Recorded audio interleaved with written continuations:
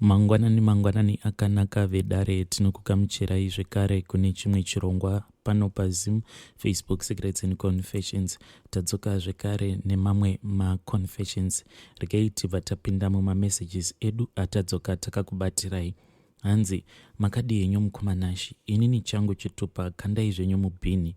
Inini ndauya pano, ndine nyaya yangu mukoma. Handizivi kuti yangu nyaya ndingaiti iconfession here kana kuti. Asi chandinoziva ndechekuti I really need help. Nyaya yangu yakamira sekudai so. Inini ndiri musikana ane makore 22 ekuberekwa. Nyaya yangu ndichazama kuti inge ichizoita pfupi. Takazvarwa tiri vaviri, mukomana 1, musikana 1, anova inini. Zvakarepo ndiri inini first born mumhuri medu. Taigara tiri inini naamai vedu tichiri vana, hatina kana kumbogara taziva hama dzingava dzababa vangu oro dzababa vebradha yangu, nekuti inini nebradha yangu tinana baba vakasiyana. So mukugara imomo naamai, amai vakazosvika pakurwara kwenguva iyo yainge yakati rebei. Vachirwara kudaro amai vakabva vazondisheedza vakati, mwana, sezvo uri iwewe mukuru, unofanira kuti pauri ipapo ndipo panenge paine bradha yako. Ndakavabvunza kuti, ko imimi mama muri kuda kuenda kupi nhai mama? Ivo amai havana kundidayira havo, vakabva vati, plus uzive kuti inini handina hama, izvi handina kukwanisa kuzvinzwisisa sezvo inini ndainge ndichiri grade 3 ipapo amai pavakandidaidza kuti vange vachizotaura neni. Amai vakabva vazoenda kuchipatara. Amai vakati vaendeswa kuchipatara ndokubva vazonofira ikoko. Inini nebradha yangu takazotorwa namaneja wekubasa uko kwainge kuchishanda amai vedu.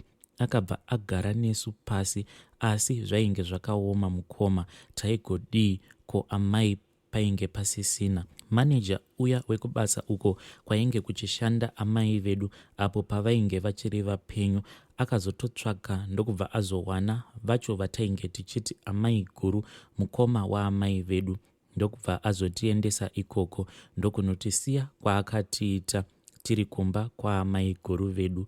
Mukukura takazoziva kuti vacho vatainge tichiti amai guru vainge vatori murungu ainge achishandirwa naamai mushure mekunge vazowana basa kwavakafira vava.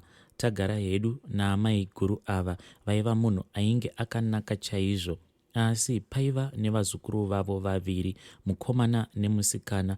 Mukomana uya mukoma akazotanga kuita hutsinye, achiuya neshamwari yake kumba kwana mai guru.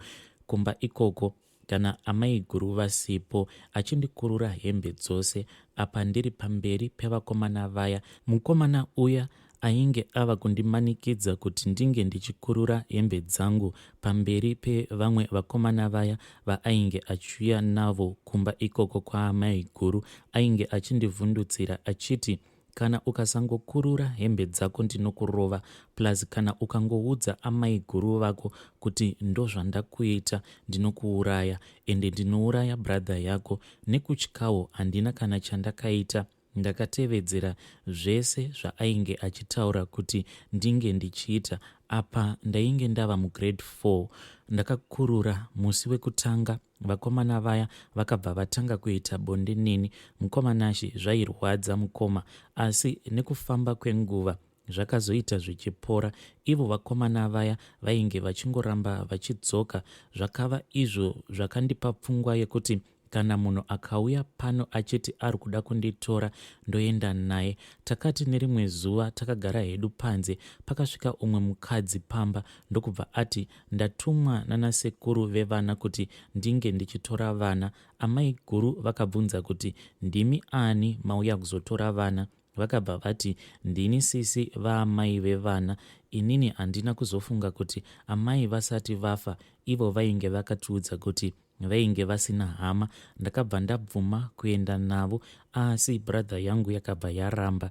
Vakabva vati, tiri kuenda kugokwe kunova kuna vamwe sisi vaamai vako. Asi chakandishamisa ndechekuti hatina kuzosvika kugokwe kuya. Vakabva vati, handei unoona bradha yaamai vako kunova kuri iko kuChegutu. takasvika kumba kwacho uko kwatainge tichienda. Takagara 2 days. Ndokubva amai vaya vainge vakanditora kuna amai guru vakati ndadaidzwa kubasa, so iwewe usara pano, ndiri kuuya ndichizokutora Monday. Kwakaenda tsuro ndo kwakaenda imbwa mukoma. Amai vaya vakati vandisiya kudaro, ndakabva ndatanga kugara neavo vandainge ndichiti sekuru nemukadzi wavo nevana vavo vaviri. Vainge vasina utsinye zvavo. Ndakatsvakirwa chikoro chekuti ndinge ndichienda. Ndikatanga grade 5 kusvika ndava muform 3. Nyaya yakazotanga kunetsa ndeyekuti ndainge ndava kuzvibvunza kuti ko ava vanonzi brother yaamai vangu ibrother pachii, plus vanoshandisa masename akasiyana. Mashoko aamai ainge ava kudzoka mumusoro mangu zvekare. Nekufunga kuti ndingaita sei, plus ndainge ndakasiya brother yangu apa amai vainge vakandiudza kuti paunenge uri ndo panofanira kuti pange pachizova nebrother yako. Apa pamba painge pasingagariki nekuda kwemukadzi wasekuru vangu akangochinja akabva atanga kupopota achiti mari yekuti ndinge ndichiendesa vana 4 kuchikoro handina. Vaitaura zvakawandisa ambuya ivavo. Usiku hwega hwega wainzwa mumba vanhu vachitukana, kusvika ndazovingwa naambuya vakati enda unoudza sekuru vako kuti hauchada chikoro, asi usavaudza kuti ndini ndakuudza. Izvozvo ukangovaudza chete unondiona. Ndakabva ndaziva kuti dzidzo yangu yainge yaperera pano. Ndakamirira sekuru kusvika vazodzoka kubva kubasa. Ndikavaudza kuti sekuru, inini zvechikoro handichada. Sekuru vakarwadziwa zvandakaona mumaziso avo, asi hapana chavainge vachikwanisa kuita. Sekuru vakati asi wava kuziva vakomana kani. Inini hangu handina kuvaudza kuti kwandakabva ndo kwandainge ndakabviswa umhandara, asi ndakavati kwete sekuru. Nekutsamwa kuya vakabva vandidzinga pamba. Ndakatanga kugara mumastreet ndichitsvaka basa remumba nekutsvaka amainini vaya vainge vakanditora kuna amai guru. Ndakavawana amainini vaya ndikabva ndatanga kugara navo, asi zvinhu zvainge zvakaoma mukoma. Ndakabva ndazowana mukomana akati anoda mukadzi wekuti ange achigara naye. Mukoma ndakagara nemukomana uya zvakanaka, asi akabva atanga kundirova mukoma zuva rega rega. Ndaigara ndakarohwa apa painge pasina kana chandainge ndatadza, asi ndakashinga kusvika ndazoita pamuviri. Ndikabva ndazozvara mwana wangu mukomana, asi zvekurohwa hazvina kumira.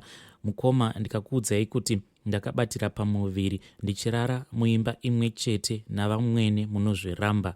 Mukoma, dzimwe nguva ndairamba kuita bonde ndichinyara vamwene, asi aindirova kana kundiburitsa panze kuti ndinge ndichirara panze.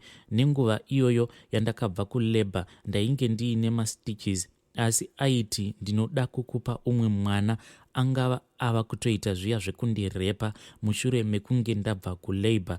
Aiti kana achindibata chibharo kudaro ainge achindirova. Ndakasvika pakutiza ndikaenda nemwana, asi ndaenda nemwana kudaro mukoma, mwana akabva azotanga kurwara, izvo zvainge zvisinganzwisisiki. Ndakaenda nemwana kuchipatara, vakati mwana ari right, haana kana problem. Ndakadzoka kumba, asi hazvina kupera. Ndikabva ndazotanga kufamba nemwana kumaprofita. Ndikanzi dai muri mumwe munhu maendesa mwana kuna baba vake asati akufirai mwana uyu. Mukoma, ndakapererwa apa ndainge ndakabata mwana wangu mumaoko. Ndikafunga kuti mwana uyu akafa ndinonzi ndini ndauraya, regai ndidzokere nemwana. Ndakadzokera kumurume. Ndichingosvika pamba pemurume wangu, mwana akabva atanga kutamba. Zvinova izvo zvakandipa pfungwa yekuti kana ndikagara nemwana nemurume wangu, zvimwe kuda iye murume wangu achachinja. Asi kwainge kuri kurota mukoma. Pachishona chedu vanoti shiri ine muririro wayo haifi kana yakambousiya. Akatanga kundirova mukoma each and every day. Ndainge ndava kurohwa nechero chaanenge akabata panguva iyoyo. Ndakasvika pakukanda mapfumo pasi mukoma. Ndakambozama kushinga asi zvakaramba. Ndakabva ndatiza ndikasiya mwana. Zvinova izvo zvakandirwadza. Kana ndikazvifunga nanhasi zvinhu zvinondirwadza, asi chokuita painge pasina. Pekugara chaipo handina. Ndinongoti pandawana kana riri basa remumba ndinobva ndangogarawo ipapo. apa mari dzacho hadzisi kana kumbobatika. Ndakasvika pakutsvaka basa remumba kuno kunyika yevatorwa, kunova iko kwandiri nawo. Ndinoshanda mukoma, ndini ndinobhadhara fees yebrother yangu. Nawo brother yangu ava muform 5, ndinotumira mari yefees yehembe neyechikafu. Inini wacho ndinoda kudya, ndinodawo kupfeka, asi zvakaoma mukoma.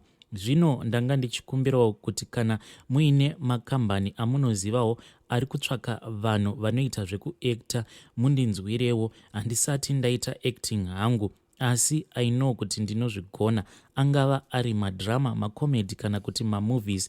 Nekutsvakawo basa rekutengesa mushopu kana kuti waitress, basa rinokwanisa kundipawo mari yekuti ndikwanise kugara pangu pamba nekuchengeta mwana pamwe chete nebrother yangu. Please mukoma, ndibatsireiwo ndikwanise kubva kuno kunyika yevatorwa. Ndiri kuona kuti zviri nani kuti ndinge ndichienda kunotambura, asi ndotambura zvangu ndiri kunyika kwangu. Kwanhasi ndinogumira pano. Kana muine mubvunzo munondibvunza ipapa pamukoma, ndichange ndichiteerera ndakatarisa mumacomments kuti ndingawanawo rubatsiro here. Nhamba dzangu munongopawo vanhu vamunovimba mukoma. Ndichadzoka zvekare neimwe nyaya yakasiyana neiyi.